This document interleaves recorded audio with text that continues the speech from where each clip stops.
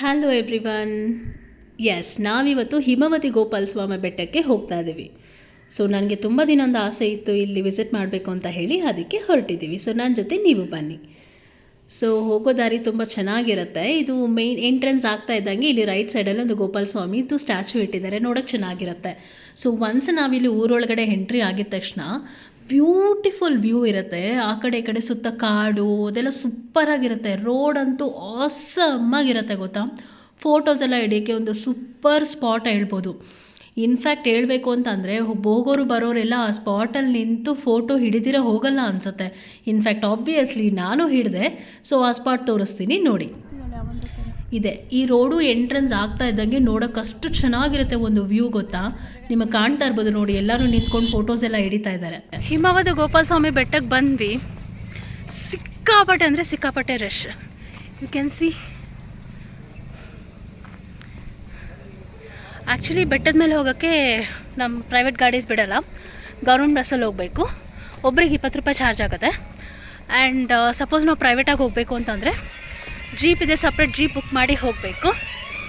800 rupees ಇಬ್ಬರಿಗೆ ಕೇಳ್ತಾರೆ. So ಅಲ್ಲಿ ಕ್ಯೂ ತೋರಿಸ್ತೀನಿ. ಬಸ್ಸಿಗೆ ತುಂಬ ಕ್ಯೂ ಇದೆ. Will see. Oh my God, ಎಷ್ಟು ದೊಡ್ಡ ಕ್ಯೂ ಗೊತ್ತಾ ದೇವ್ರೆ. ಇಲ್ಲಿ ನೋಡಿ ಒಂದು ಕ್ಯೂ ತೋರಿಸ್ತೀನಿ. ಇದು ದೇವಸ್ಥಾನಕ್ಕೆ ಹೋಗೋಕ್ಕಲ್ಲ, ದೇವಸ್ಥಾನದಿಂದ ಕೆಳಗಡೆ ಹೋಗೋಕ್ಕಿರೋ ಕ್ಯೂ. ಹೋಗ್ಬೇಕಾದ್ರೆ ಅಷ್ಟು ಕ್ಯೂ ಅಂದರೆ ಬರ್ಬೇಕಾದ್ರೆ ಯೋಚನೆ ಮಾಡಿ. ಸೊ ಫೈನಲ್ ಆಗಿ ಹಿಮವತಿ ಬೆಟ್ಟ ದೇವಸ್ಥಾನಕ್ಕೆ ಬಂದ್ವಿ. ನಡ್ಕೊಂಡು ಹೋಗ್ತಾ ಇದ್ದೀನಿ. ಸಿಕ್ಕಾಪಟ್ಟೆ ಬಿಸಿಲು. ಒಳಗಡೆ ದೇವ್ರ ದರ್ಶನ ಮಾಡಿಕೊಂಡು ಬರ್ತೀನಿ. ನನ್ನ ಜೊತೆ ನೀವು ದರ್ಶನ ಮಾಡ್ಕೊಳ್ಳಿ.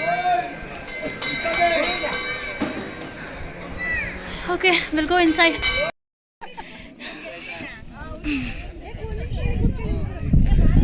ನೋಡಿ ವ್ಯೂ. ಓ ಮೈ ಗಾಡ್, ಈ ಸಿಸ್ಟಮಲ್ಲಿ ವಾಲ್ಪೇಪರ್ ಇಟ್ಟಿರ್ತಾರಲ್ಲ, ಅಲ್ಲಿದ್ದೀನೇನೋ ಅನ್ನೋ ಫೀಲ್ ಆಗ್ತಿದೆ ನನಗೆ. ಸಿಕ್ಕಾಪಟ್ಟೆ ಸೂಪರಾಗಿದೆ ಪ್ಲೇಸು. ಸೂಪರಾಗಿದೆ, ಸೂಪರ್.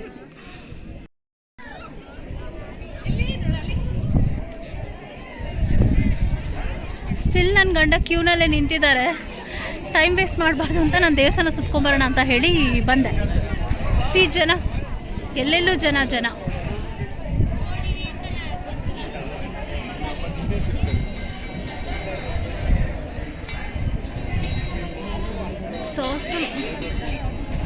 ಕಾಣಿಸ್ತಿದ್ಯಾ ಹಿಮವತಿ ಗೋಪಾಲ ಸ್ವಾಮಿ ಬೆಟ್ಟ ದೇವಸ್ಥಾನ. ಇಲ್ಲಿ ಜನಕ್ಕೆ ಅಂದರೆ ಲೈಕ್ ಕಡಿಮೆನೇ ಇಲ್ಲ ಅನ್ಸುತ್ತೆ.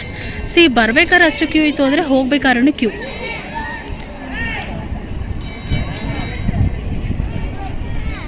Still Q.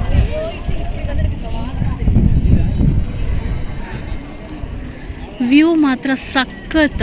ಲೈಫಲ್ಲಿ ಒಂದ್ಸಲ ಆದರೂ ನೋಡಲೇಬೇಕು ಅನ್ನೋ ಟೆಂಪಲ್ ಇದು. ಮಸ್ಟ್ ವಿಸಿಟ್ ಮಾಡಿಲ್ಲ.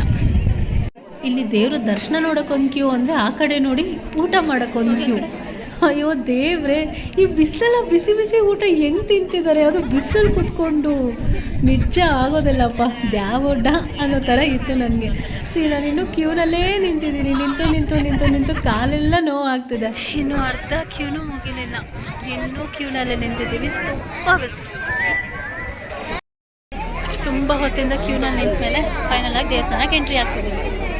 ಸೊ ಒಳ್ಳೆ ದರ್ಶನ ಆಗಲಿ. ನನ್ನ ಜೊತೆ ನಿಮ್ಮ ಕೃಷ್ಣ ಅಂದ್ಕೊಂಡು ದೇವಸ್ಥಾನ ಒಳಗಡೆ ಬಂದ್ವಿ.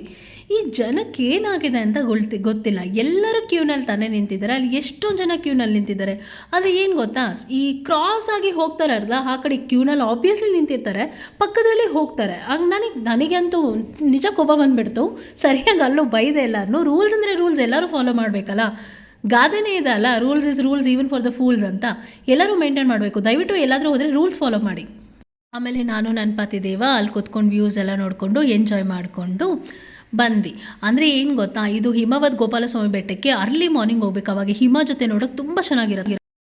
ಕೊನೆಯದಾಗಿ ದರ್ಶನ ಮುಗಿಸ್ಕೊಂಡು ಬಂದ್ವಿ. ಈಗ ಮನೆ ಕಡೆಗೆ ಹೋಗ್ತೀವಿ. ಸೊ ಮರಿದಿರೇ ದೇವಸ್ಥಾನ ವಿಸಿಟ್ ಮಾಡಿ, ಮಸ್ಟ್ ವಿಸಿಟ್. ಸೊ ಚೆನ್ನಾಗಿ ದರ್ಶನ ಎಲ್ಲ ಮಾಡಿಕೊಂಡು ಅಲ್ಲಿ ಗೌರ್ಮೆಂಟ್ ಬಸ್ಸೇ ಇರುತ್ತೆ. ಸೊ ಬಸ್ಸಲ್ಲೇ ಬರಬೇಕು. ಬರ್ತಾ ಇದ್ದಾಗ ವ್ಯೂ ಹಿಂಗಿರುತ್ತೆ.